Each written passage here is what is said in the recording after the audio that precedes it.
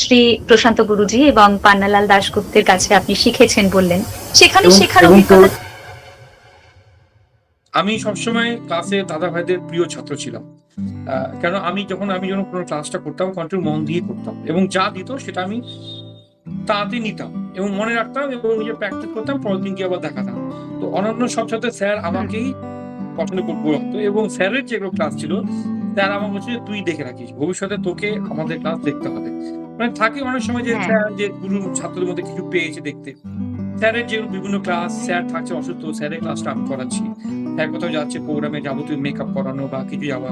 Sir আমি এটা হ্যাঁ, করে দিব, স্যার ড্রেসটা লাগবে আমি দিচ্ছি, স্যার আপনার কোনো অসুবিধা আছে, স্যার আমি চাটা সব করতে হয়। গুরুর সেবা করার মধ্যে কিন্তু একটা আলাদা আনন্দ আছে। সেটা আমি আনন্দ আছে। সেটা আমি সম্পূর্ণ এখনকার জেনারেশন সেটা করে না। আর আমরা চেয়ে করতাম যে দাদাভাই লাগবে। এখন যেমন ঘন্টা হিসাবে এত টিউশন, আজকে নাচ করে বেরালো, করেই তারপর নাচ, পর টিউশন মাস্টার। Tuition tutor. থেকে বেরিয়ে সুইমিং থেকে বেরিয়ে অ্যাবাকাস। তো লাইফটা এখন অনেক ফাস্ট। আমাদের সেই সময় ছিল না। আমাদের কাছে প্রচুর সময় ছিল। আমরা সন্ধ্যাবেলায় মাঠে বিকেলে স্কুল থেকে এসেছি, বিকালে খেলতে গেছি, খেলে এসে প্রাইভেট পড়েছি, নিজে নাচ করেছি। এখন সেই জিনিসটা নেই। এখন হুম, ঘন্টায় বা টাইমে জীবনটা সবার চলছে।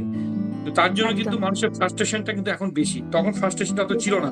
এখন কিন্তু আমি আমার কর্মযোগে যা দেখছি কর্ম লাইফে, তাতে প্রত্যেকের ফ্রাস্ট্রেশনটা বেশি, অল্পতেই ভেঙে যাচ্ছে। যে হুম, আজকে হলো না, শর্ট মানে খুব তাড়াতাড়ি মঞ্চ চাইছে। যে মঞ্চ করে নিব, হবে না, পাচ্ছে না বা সাকসেসফুল হচ্ছে না, সে নাচের জগৎটা বা গানের জগৎটা, আবৃত্তি জগৎটা ছেড়ে দিচ্ছে। খুব কম থাকছে। আর যারা ধরে রাখতে পারছে না আমি দেখি কিছু করব। এখন শিখছি, মাধ্যমিক, উচ্চ মাধ্যমিক দিয়ে বড় হই, গ্র্যাজুয়েশন করতে ম্যাচুরিটি আসুক। আমি তারপর আস্তে, আস্তে নিজেটাকে জীবিকা নিব। তারপর কোথায় কিভাবে আগাতে হয় ধাপে, ধাপে সেভাবে আগাবো। এটা যারা নিয়ে নিবে তারা সাকসেসফুল হবে।